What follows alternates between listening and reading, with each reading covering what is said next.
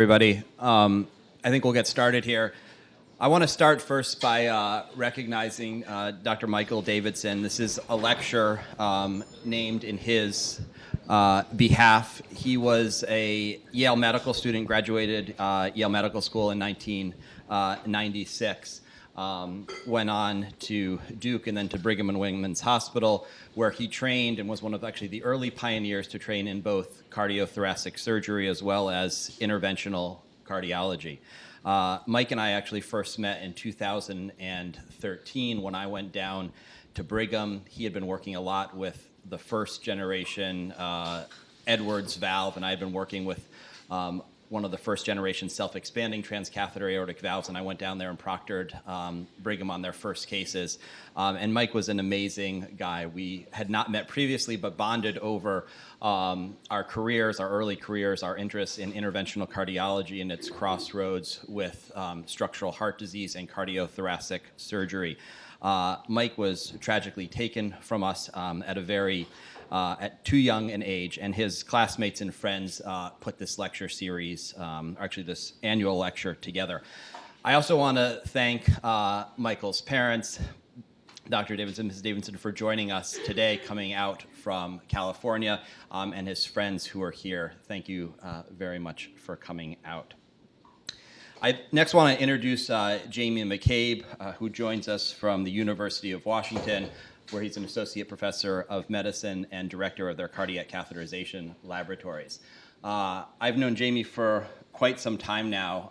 I've been fortunate to have many great mentors here at Yale, and I think in addition to having great mentors, it's important in your career to have people who are your colleagues who you look up to what they have accomplished throughout their careers, and Jamie has certainly been that. Jamie graduated magna cum laude from Bowdoin the year before I did, and then came to Yale Medical School. Yale probably recruited him here because, as opposed to other athletes, he actually played both football and lacrosse on varsity levels at Bowdoin before coming here, and somehow managed to do that and graduating magna cum laude. He went from here to UCSF and then started his fellowship in interventional cardiology, and then interventional cardiology, and then structural heart disease at the Brigham and Women, and has had an amazingly successful career thereafter. I won't go through all of his details. I will say that he was recently inducted as a member of the Andreas Grunzig Society. He has really pioneered a lot of the axillary approaches, both for transcatheter aortic valves, for Impellas, for intra-aortic balloon pumps, things that we've been working on here, and was one of the primary authors on the recent low-risk partner data for transcatheter aortic valve replacement. So, Jamie, welcome back to Yale. It's great to have you.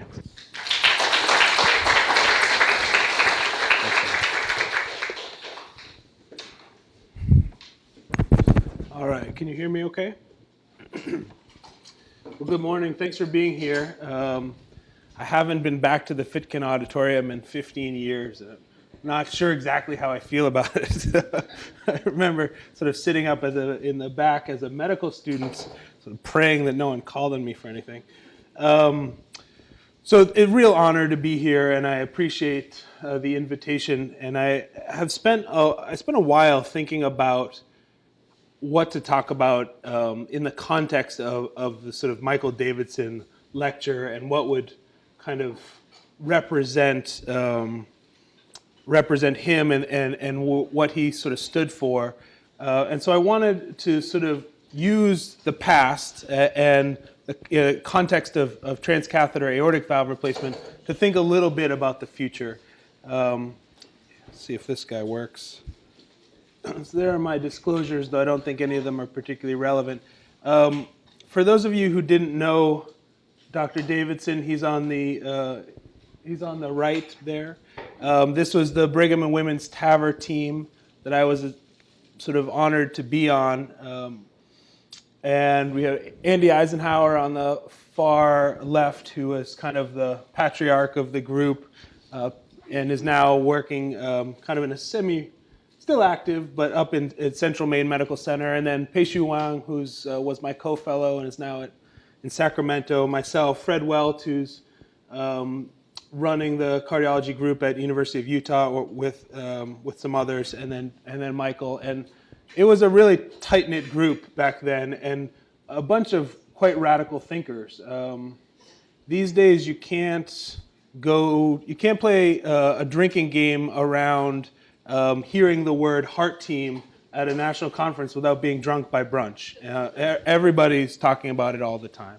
But in 2011, 2012, it was a remarkable thing to even find a willing participant on the CT surgery side, let alone an active participant. And I'm sure you guys at this institution have a great partnerships, but it wasn't always that way. And these were kind of muddy times of finding a path towards a multidisciplinary approach to this disease state of aortic stenosis. And Mike was really a forerunner in ways that can't be oversold. I mean, this is a guy who had gone through all of the CT surgery training and then decided to do another year of fellowship to develop catheter-based skills.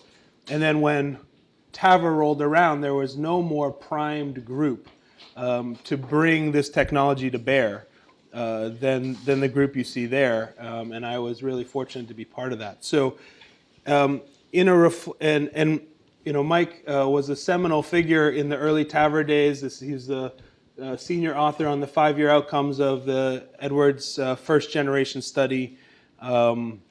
So I just, in light of that, I wanted to kind of reflect on that, but also look forward around transcatheter mitral valves, because back in 2011, 2012, it was still kind of the muddy days of transcatheter valves. The patients were quite sick. They had aortic stenosis, but they also tended to have a lot of other conditions, as you're well aware. The results were imperfect. It was a technology in development, and things, wasn't necessarily clear how everything was going to play out. And I think that in today's day and age, we take for granted that transcatheter valves are a wild success. I'm not sure that that was ever fully understood or could have been imagined even 7 or 8 years ago, that the maturation process would be quite what it is, that we'd be on our 3rd and 4th generation valves, that we would see just logarithmic growth in utilization rates, and that this concept of a multidisciplinary approach would be sort of foundational. It just didn't exist that way. And at the time that Mike was playing the role he was, you could count on 1 or 2 fingers how many people were playing that same role. I mean, there was really, he was a real groundbreaker. So this is not an unfamiliar CAT scan finding. The patient who gets a transcatheter valve, I picked a Medtronic valve just for you guys because I know you use a lot of them, John, but severe MAC, right? And you see this not infrequently in the TAVR population. So I wanted to kind of step from TAVR to mitral valves a little bit and see what the data looks like, what we're doing nowadays. We'll go through an agenda that includes a little bit of background information, treatment options and the initial experience thereof, what's been published, some limitations in the treatment, and kind of some of the evolutions in the therapy, which we're knee-deep in right now, at least at my center and at many centers around the country. I think we're really kind of slogging our way through how to make this work. So by way of background, the prevalence of MAC in the general population is about 9%. If you look at the MESA study, which just gets CAT scans of adults 45 to 85, thereabouts, without necessarily cardiovascular risk factors. So very prevalent process. It seems to be associated with a number of factors. In the MESA study, they saw it as related to age, female gender diabetes, and elevated BMI. There have been other publications suggesting that it's also associated with atherosclerotic disease in general and chronic kidney disease. And when you look specifically at patients with aortic stenosis, you see that the prevalence of MAC explodes. It's about 50% of patients with aortic stenosis have MAC, and of those, about 10% have severe MAC. So that's 5% of the overall population with severe MAC in the aortic stenosis cohort. And you can imagine then if you're doing 300-400 TAVRs a year, you're going to see quite a bit of this. Now, the implications of MAC in general, are not necessarily valvular heart disease. It's often thought of, at least in the literature, to be an extension of systemic atherosclerosis. There's some histopathology and biology that link it to the general process of atherosclerosis with foamy macrophages and so forth. And in the Framingham heart study, MAC was typically associated with incident cardiovascular disease and cardiovascular death, or increased hazard ratios for such, but not necessarily for valvular heart disease. And that's because primarily MAC is a calcification of the posterior annulus of the valve, and it doesn't necessarily involve the commissures of the mitral valve. So you don't, therefore, necessarily have mitral stenosis or mitral regurgitation.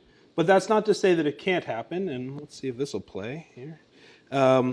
This is a cadaveric specimen of a patient with severe mitral calcification, and you can see that you can barely even stick a finger. This is someone who did have a transcatheter valve. You can barely put an instrument across that valve because the calcification along the posterior annulus is extended into the posterior leaflet, which is this guy back here, and then there's bars of calcium crossing over in the anterior leaflet as well. So it is not unheard of for MAC to extend into the leaflets and cause significant valvular heart disease. Oops. All right. So treatment options and initial experience. First off, it should be said that MAC-related mitral valve disease does come in multiple forms. You can have mitral stenosis, as I just sort of showed you an anatomic example of. You can also have calcification of the papillaries and restriction of the anterior leaflet such that you can have mitral regurgitation related to MAC. And then you can have mixed heart disease. And obviously, the type of valvular heart disease dictates the treatment options, of course. And there are many options. But for transcatheter therapies, and we're excluding surgical treatment at this moment as a part of the discussion, but for transcatheter therapies, there's a whole bunch of new technologies for mitral disease and transcatheter mitral disease, but none of them are really meant for mitral annular calcification. They have kind of novel concepts around anchoring and restricting leaflets and so forth, but when it comes to MAC, at least certainly within all the trials, severe MAC is an exclusion for all new TMVR technologies. And so it remains this kind of carve out of an untreated space. Surgeons don't love doing doing open mitral valve surgeries in severe MAC because it's often hard to debride and you worry about rupture of the exoskeleton of the heart. But anchoring in a calcific valve is something that we have done a lot of recently, and obviously that's in the TAVR space. So the question then came up, well, can you take the TAVR technology and apply it to the mitral valve? Now, obviously, that's off-label for one. It also is an application of technology that's not really designed for the mitral, just based on the anatomy and so forth. But in light of a sort of lack of options, it's being done. So what is the experience so far? Well, Maya Guerrero, who is now at the Mayo, has done most of the publications around this or been really foundational in aggregating information. There was an initial global registry that had 116 patients. So this isn't being done every day. It's 116 patients over 5 years at a whole bunch of centers, right? I mean, but then again, this was also a while ago. So this is really the earliest, the newest experience in this space. People really didn't necessarily know what they didn't know, just like in the TAVR days when we first started. And what they found was an all-cause mortality of about 25% at 30 days and 50% at 1 year. So that's not terribly inviting as outcomes go.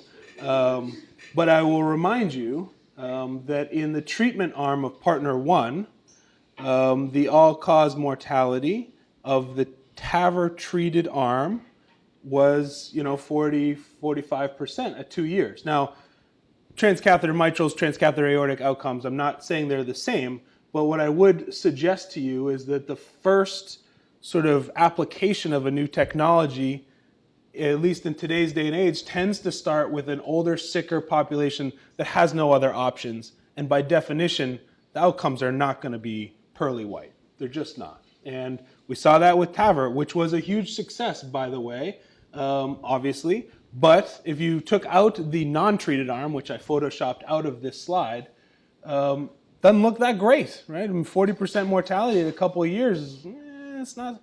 You wouldn't love that right now, but in 2010, that was a win. And the question then becomes, well, here's our TMVR initial experience.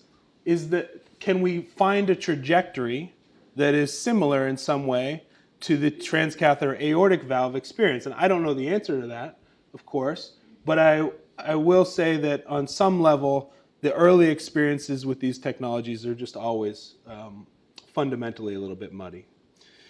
So let's walk into it a little bit further in terms of this TMVR global registry.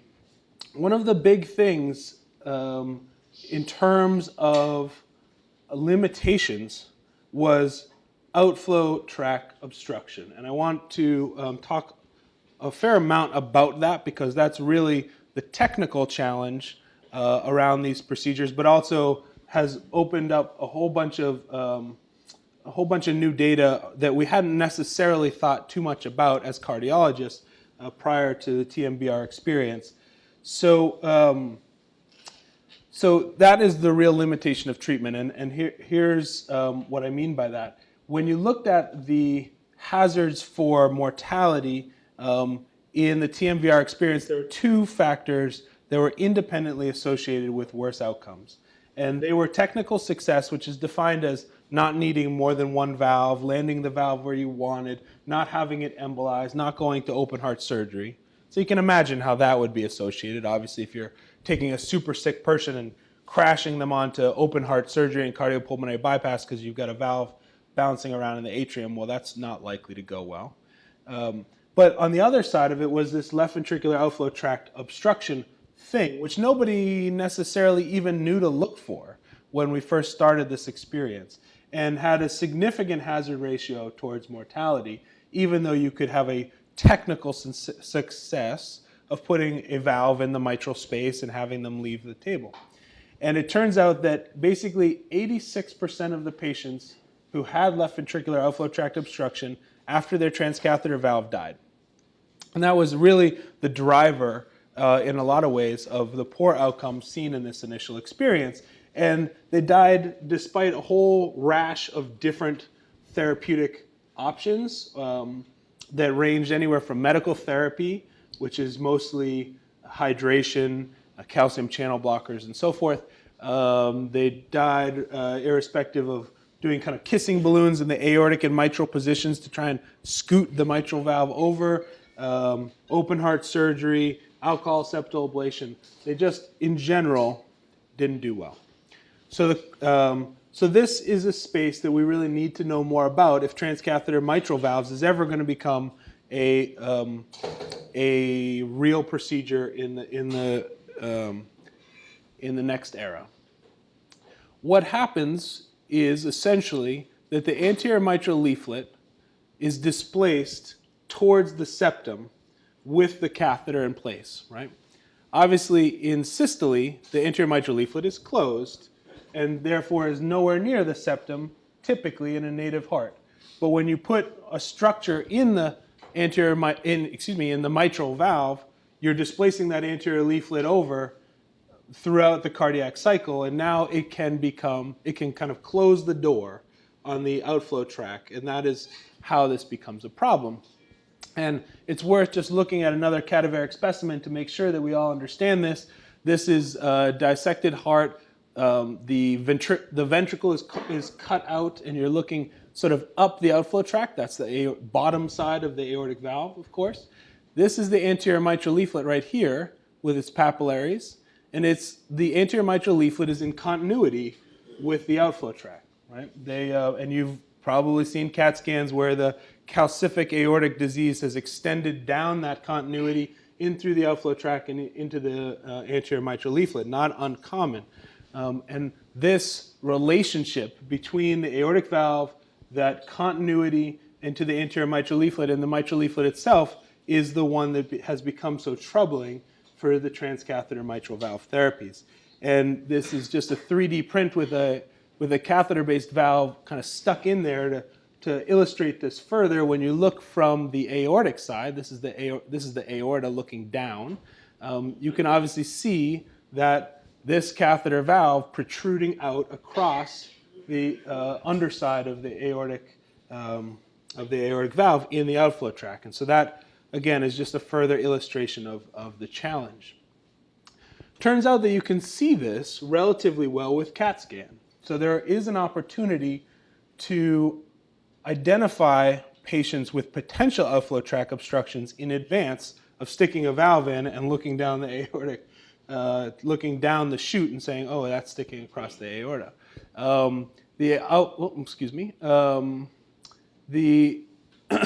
So this is Philip Blanque, who's in Vancouver, just sort of demonstrating that here's the anterior mitral leaflet. As it is displaced with the transcatheter valve here, you sort of extend out the left ventricular outflow tract into the left ventricle in a way that can be sort of described and subsequently measured by CAT scan. And that is this quote-unquote neo-LVOT. It's not the LVOT that existed before the valve. It's the LVOT that one makes by putting the transcatheter valve in place.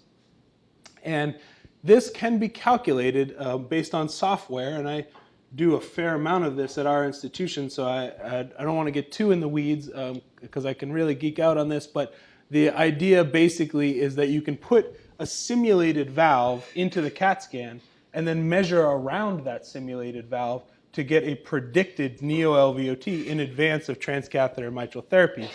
And in light of how difficult it is and how high the mortality rates are after you have outflow tract obstruction, obviously the next challenge for us is to select the right patients that don't have LVOT obstruction in advance so that you're not scrambling to treat them after the fact. Right? It also opens up some questions about whether or not we can do anything in advance to forestall or avoid outflow tract obstruction. And there are 3 software programs that can do this. They all cost lots and lots of money, but they give you basically the same ideas. And for TAVR operators, we've been kind of using various software programs like this for measuring transcatheter valve sizes for a long time, right? In the Dr. Davidson days, Mike Davidson days of 2010-11, we were still using TEE and sometimes just TTE to determine aortic valve sizing. And clearly, one of the things that's been revolutionary in improving outcomes with TAVR is CT-based sizing and analysis. And so taking that, sort of resting on the shoulders of that experience and bringing it to transcatheter mitral valves has really been an important lesson. D.D. Wang, who's at Henry Ford, has published some data looking at, well, what is the outflow tract area that's important? And just to kind of show you how rudimentary our current understanding of this process is, where we currently rest here is that if you have an outflow tract area measured more than 188 square millimeters, we think you're going to be okay. Doesn't matter if you're 4'10" or 6'9", 188 millimeters is some kind of golden number. And also does not reflect a percentage of your original outflow tract. Obviously, everyone's heart's made differently, but it seems to be working for you so far. And that you may have an outflow tract that's 600 square millimeters. You may have an outflow tract that is 210 square millimeters. And the relative proportion of decrement when you get a transcatheter valve is not really being considered right now. And just, again, to show that we are in the early days of this process, and there's a lot still to be gleaned about how to predict and how to get the best outcomes for our patients. All right, so evolution of therapy. What are we doing to try and deal with this issue around transcatheter mitral valves and outflow tract obstruction? What can we bring to bear to make this safer? Well, the first is to do alcohol septal ablation. That's something that's been done for many years in a different context, obviously. In the setting of hypertrophic obstructive cardiomyopathy, people have been putting catheters in various septal branches and trying to infarct tissue to kill off some of this septum. Now, when it comes to transcatheter mitral valves, we've been focused on moving the anterior leaflet towards the septum, which is the problem. But the question becomes, can you move the septum away from the anterior mitral leaflet and thereby open up a bigger outflow tract? And so that has been one of the fundamental things that folks are doing. And this is an example of a case I proctored from Banner Health in Arizona, where the predicted outflow tract with this simulated valve in place in the mitral position was far too small in this woman. And so we discussed it and decided that she had a thick enough septum that he could infarct the septum and then repeat the CT scan in a month to see what happened. And you can see that he really hit the right spot. A lot of people do not. You end up very sadly with like a carve out way down somewhere. It's hard to find the right septal perforator to infarct. So this is a challenging idea in some ways because there are risks involved, obviously. With alcohol septal ablation, you are infarcting someone. Chance of pacemaker or sudden cardiac death from PEA or asystole, is not zero. Creating a VSD if you don't have a thick enough septum, obviously a concern as well. And finding the right septal branch, yet another problem. So doesn't always work, but has been where people have focused their energies for the last couple of years in terms of kind of preheating patients for transcatheter mitral valves. And within, again, Dr. Guerrero, the mitral study was 100 patients, 30 valve and valve mitrals, 30 valve and ring mitrals, and 30, give or take, 30 valve and MAC. And they sort of went quite deep on the alcohol septal ablation idea. There were a couple of sort of bailout scenarios and proof of concept things that first brought this to light. And then they started doing it somewhat preemptively and felt that that was the strategy that could get people out of the hospital alive. What's tricky about these data, of course, is that if you got your alcohol septal ablation and didn't survive that or had some kind of terrible complication, you never then went on to transcatheter mitral valve therapy. So saying everyone who got alcohol septal ablation and a transcatheter mitral lived and were wonderful is not accurate, right?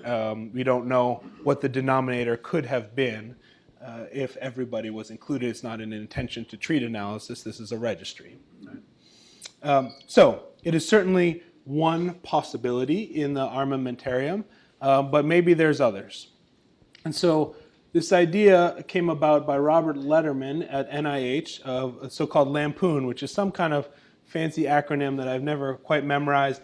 But essentially, I'll try and explain it to you, that if this is our valve from before, the cells on the ventricular side of this valve are open, meaning that blood could flow through them, right? What you see in there in yellow are the valve leaflets that are closed during systole, right?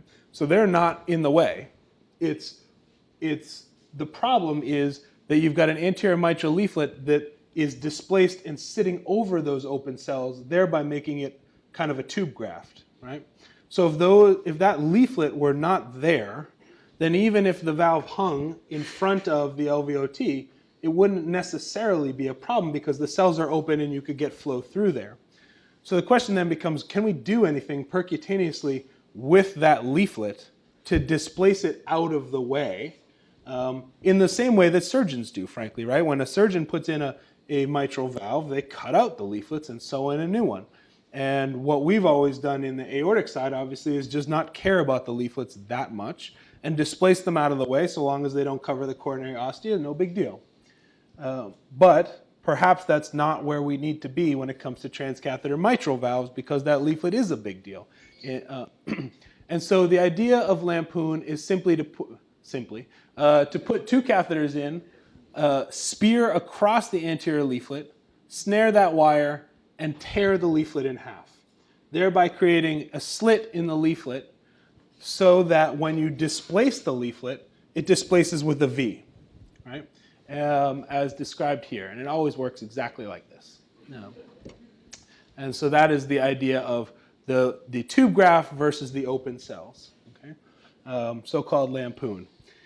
And we're fortunate at University of Washington. We have a strong a cadaveric program, what we like to call a rehearsal program.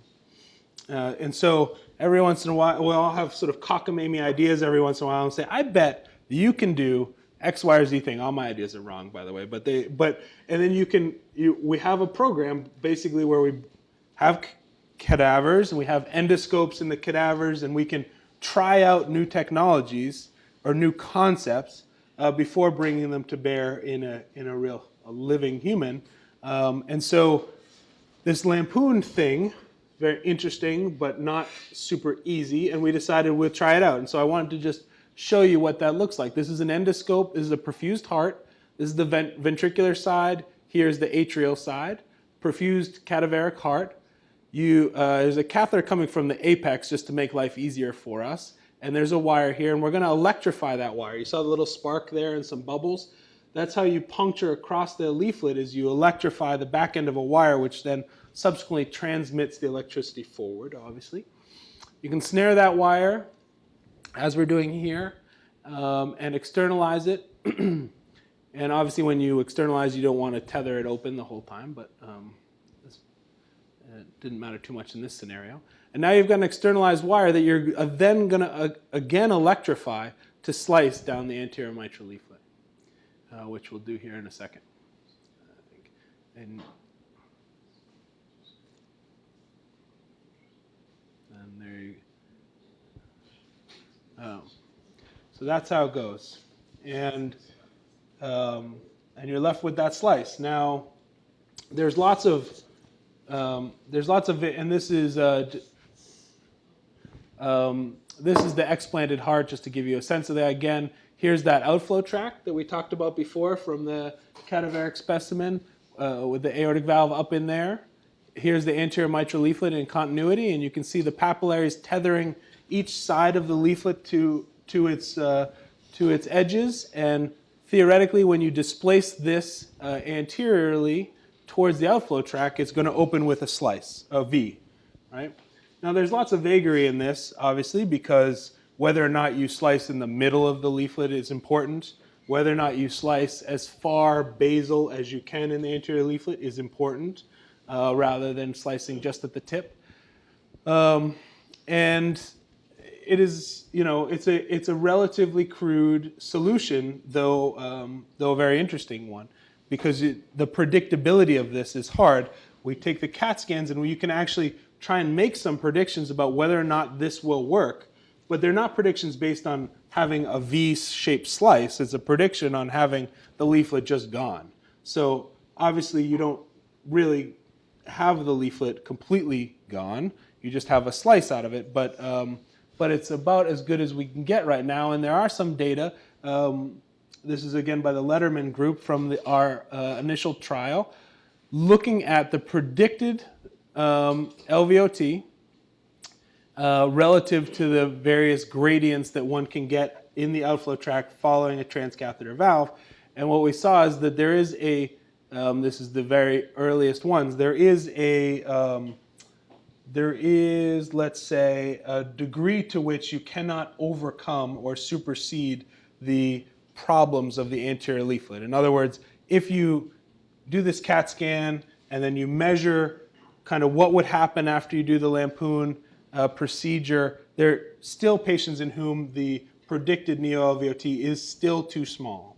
And you just cannot get enough space over there, and they did find where that is. This is part of that 188 thing again, right? Here's 150, there's 200, and you can see these gradients up here are really intolerable. But if you can get a predicted neo-LVOT 200 and greater following the slice, then it seems to be, as a proof of concept, that you can get livable LVOT gradients. They're not zero, but they're survivable. So let me show you a case example, if you'll bear with me for a second. This is a patient of ours, 81-year-old woman with severe mixed mitral valve disease, chronic kidney disease with a creatinine of 3 or so, and a prior surgical aortic valve. You can see here we've measured the valve. We put this hypothetical valve in place and measured the residual neo-LVOT is less than 100. We then, to predict what will happen after Lampoon, you shorten the valve, which is, we don't need to get too far into that, and then remeasure, and we get about 150, but I measured a few times and it seemed okay. Here's how it works with catheters. You've got a catheter coming from the ventricular side into the left atrium across the intraatrial septum with a wire holding in place a catheter from the aortic side that's also in the left atrium. Then there's a second catheter across the aortic valve that's sitting on the ventricular side of the anterior mitral leaflet. That catheter has in it a series of telescoping equipment with a wire that's electrified, as I showed you before, to puncture across the anterior mitral leaflet. You then bring a snare from the catheter on the atrial side to grab the wire in the atrium from the catheter on the ventricular side, externalize that wire. So there's lots going on in there, but now you have a wire that is across that mitral valve, anterior mitral valve leaflet as shown before. Leave that in place until the valve is kind of near to where you want it, and then a little tear right there, as you can see at the end, just kind of pops out. That's tearing the anterior mitral leaflet, and then you bring the aortic valve in place. Here are representative examples of the TEE to give you a sense. You can see that slice right there, right, bouncing back and forth. That other one doesn't seem to be playing, but I think the one on the right is demonstrative. So now you've torn the leaflet. You can bring there's the other one playing.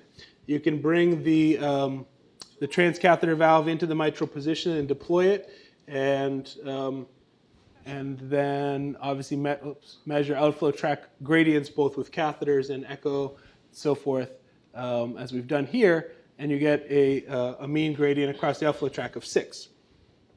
So, so pretty good in this scenario. There has been a trial around this. It's a preliminary trial that a few of us have been involved in, 30 patients only, so it's really about feasibility. And it was an NIH-sponsored study looking at whether or not we could get LVOT gradients less than 30. So not exactly perfect. You would say that obviously that an aortic gradient of 40 is considered severe aortic stenosis. So to have an outflow tract gradient of 30 is not, pristine. But these are in folks in whom the predicted LVOT gradient would be fatal. So 30 is, I guess, at least better than that. And what we're able to demonstrate is that the technique was successful, that we're able to deliver the valves. Everyone survived the procedure, but there was a rate of bailout alcohol septal ablation in addition to the Lampoon procedure. Those first 3 red dots I showed you there on that prior slide reflect that of patients who had outflow tract obstruction and gradients in the 60s and 70s. And so technical success about 70%. So this is not ready for prime time, but it represents an incremental improvement in a scenario in which these patients have basically 0 other options. So there are future considerations here and residual concerns. The LVOT gradients are dynamic. So the one that I showed you there with a mean gradient of 6 across the outflow tract, a week later it was 15, and obviously as the septum is dynamic, the patient's volume status is dynamic. You should expect, therefore, that the outflow tract gradient would be dynamic, and careful measurement and management of these patients following their procedure is really quite important. One thing that we've never really thought too much about in the aortic side for transcatheter aortic valve replacement is where the commissures of the transcatheter valve go.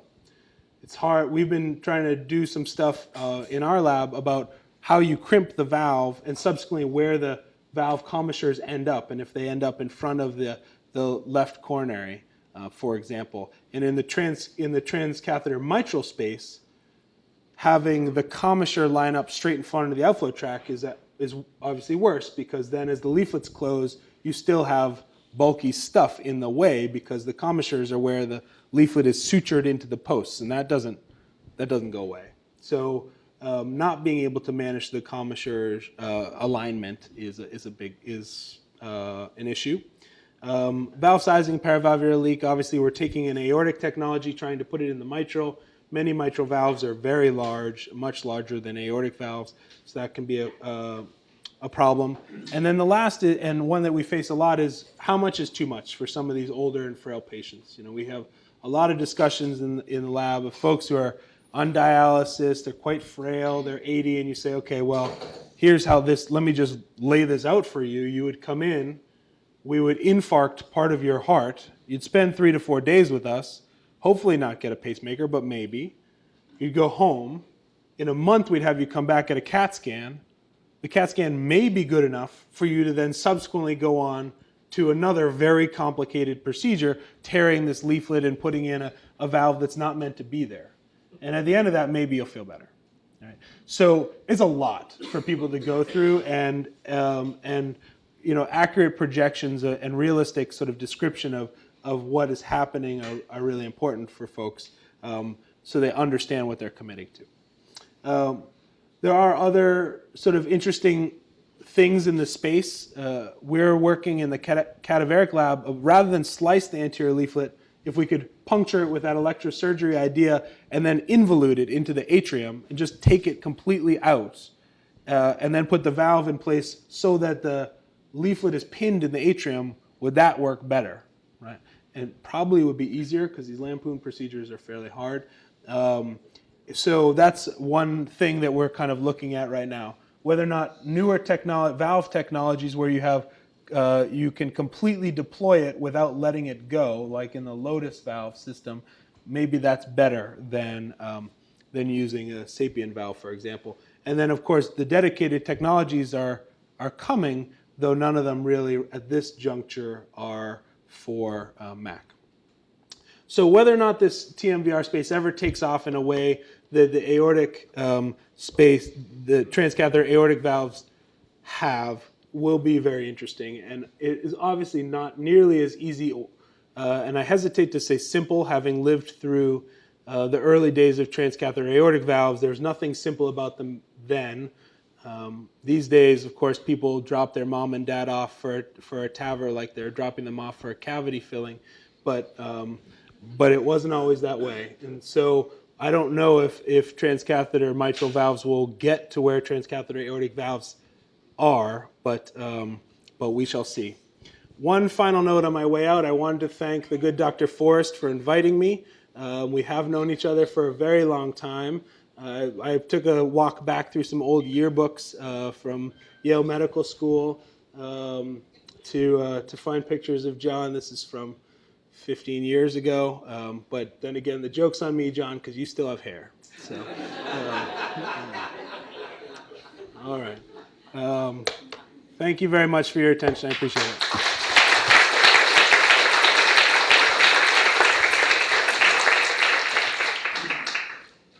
Thank you, Jamie. Questions, Dr. Zarat?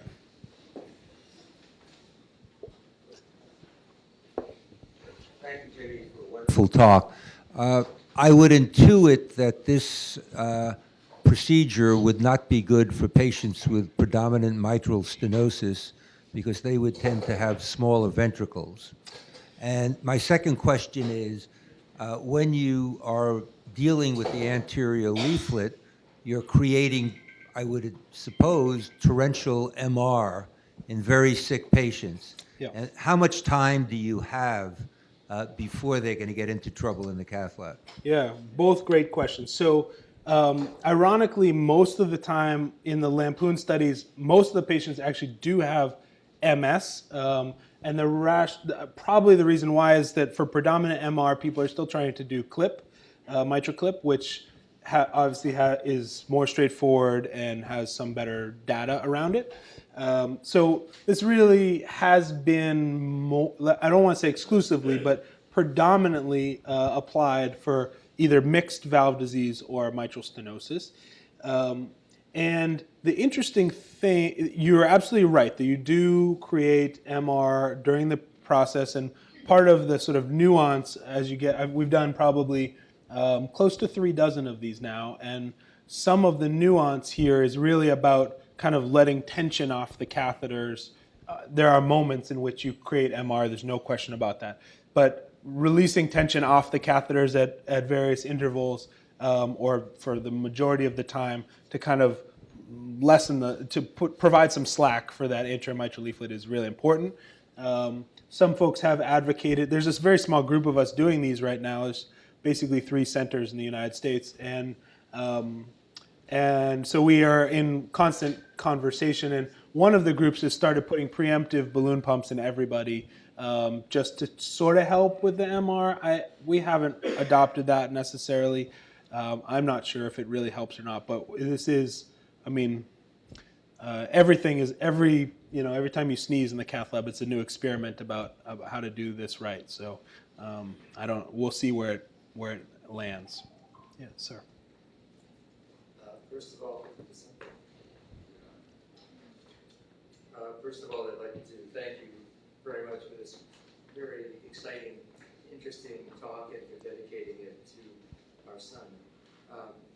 Question from a medical standpoint is 2 questions really. One is whether the degree of circumferentiality of the calcification is a critical determinant in being able to seat the valve. Mm-hmm. And then secondly, as it turns out, I now have a patient who's now about 5 to 6 years post-TAVR with progressive development of mitral calcification and mitral stenosis with pulmonary hypertension, in whom we're contemplating what to do. And so an additional challenge of post-TAVR, and what are your thoughts on that? Yeah, so you make a great point that the degree of calcification of the annulus is fundamental. Now, how much calcium is enough calcium, I think, is frankly unknown. People talk about wanting to have calcium in all quadrants, so sort of so-called, like 0, 30, whatever. I don't really know, and then so we can. Let me say this: we don't know how thick the calcium needs to be. We don't know how much continuity there needs to be of calcium around the annulus, and we don't know exactly the sizes that can and can't be done. We have certainly pushed the boundaries on this a little bit. I mean, if you measure the mitral valves, because they're elliptoid, if you use areas or perimeters, you actually can get numbers that are relatively consistent with the aortic parameters we use for deciding on valve size. But the long axis dimension of a mitral valve is often 35, 36 millimeters, and you're going to put a 29 millimeter sapien valve in there, which you can extend a bit, maybe to 31, 32, perhaps, but you can't get it to 35. And so whether or not the commissures are fused enough to prevent paravalvular leak, or if you put in a transcatheter a mitral and then just right up front plan to plug the commissures, which we've done, it's more art than science right now. I guess I'll say that. We've also, so I won't bore you with the science experiments, but we have someone coming up in whom maybe 2 simultaneous 23 millimeter valves will be bigger than 1 29 millimeter valve. But again, a lot of science experiments, and this does come up a lot in the post-TAVR population. Absolutely. Yeah. I mean there's something of an annuity that way. Yeah. Lavi. Thank you. Have you considered something less invasive, such as mavacamten, which is being used for LVOT obstruction in HCM patients? The myosin AT pace modulator that's been shown to reduce LVOT obstruction significantly before these procedures? Yeah, that's an interesting question. And to be frank, right now, I think we've been rather self-congratulatory if they leave the hospital at all. I mean, that's overstated, but largely we've been using just diltiazem. There's probably better scenarios. It's been kind of a heavy, like, well, stay hydrated and use some dilt, but would welcome your help in this regard, because we're clearly not doing it exactly right now. Jamie, what's your instance of paravalvular leak, not in the mitral valve and valve or valve and ring, but in mitral valve and MAC? Mm-hmm. And our experience with paravalvular leaks is that it's frequently not the degree of leak that gets you at the end, it's the hemolysis. Yeah. So great question. And in the mitral study, and keep in mind that these were very carefully selected, curated population, the degree of paravalvular leak was still quite substantial. In our experience, as we have been sort of pushing the boundaries a little, I would say it's got to be at least 30% have important paravalvular leak, whether it's from hemolysis or simply for hemodynamic reasons. It's a big rationale for putting a valve right inside another valve. And our scenario is that we usually just plug them right up front. So we put the valve in and plan to put in paravalvular plugs, Amplatzer plugs, right after the valve goes in before they leave the lab, because it's usually not an if, it's more likely a when. Yes, if the point of the Lampoon procedure is to create a free rather than an obstructive screen over the LV outflow tract, has there been any consideration given to preforming the valve with a scalloping or a cutout in the side that would face the outflow tract? Of course, that would require a specific radial orientation in space when placing the valve, but perhaps that could solve one problem.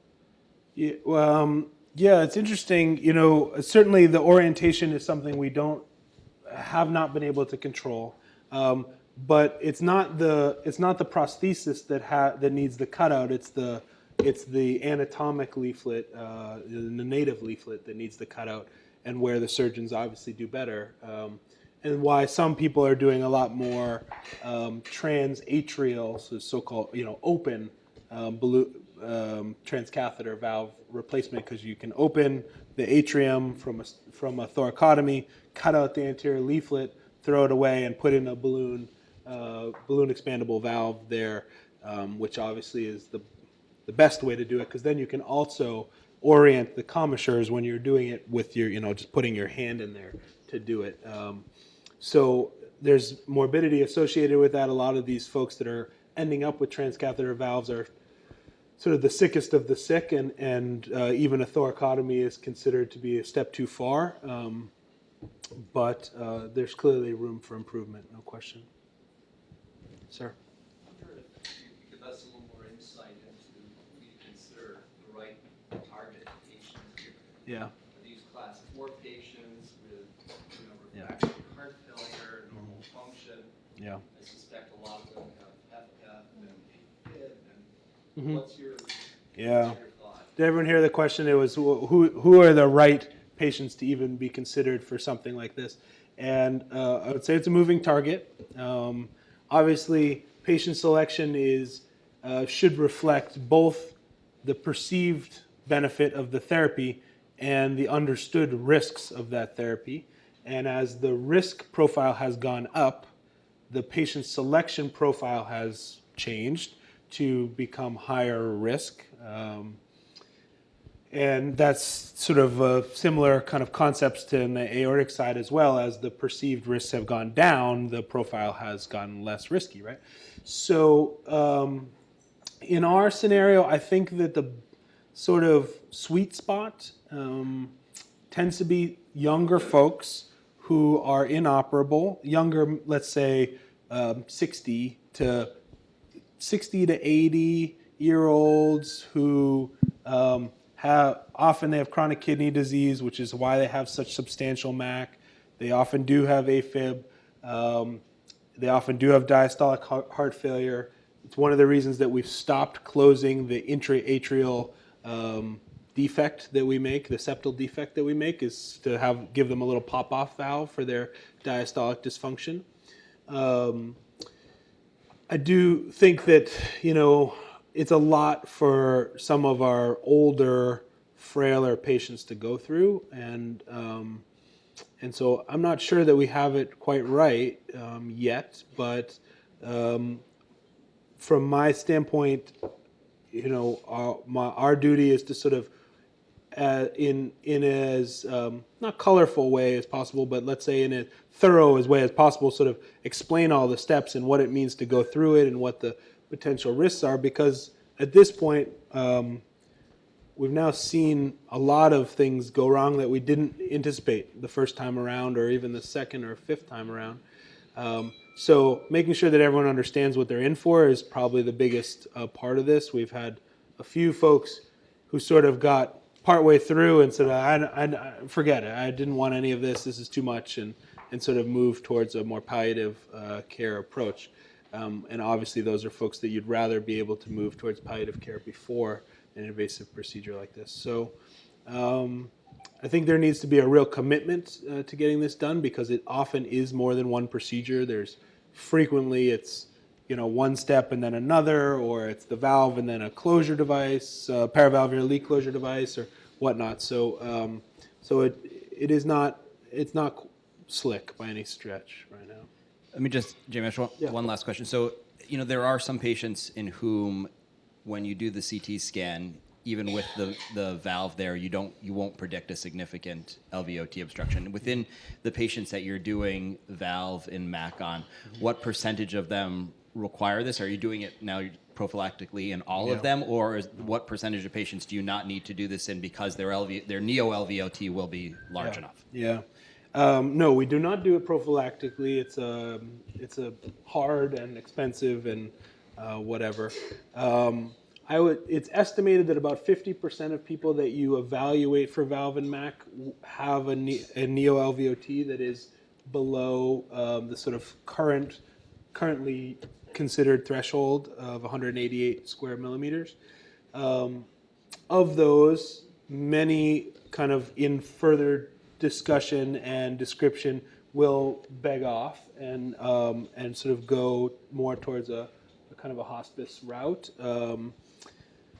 So I would say that we do it. I mean, we're a little enriched for it because our patients come from Mississippi and West kind of thing.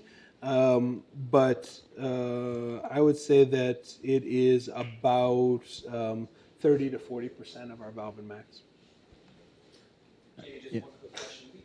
In these high risk mitral cases, we always want to have a bailout plan. What's our next step if something goes wrong in the operating room? And a lot of these patients are inoperable, quote unquote, or too frail. What's that conversation like in terms of, will you bring people to the lab for these high risk procedures if they say absolutely I don't want surgery no matter what? No.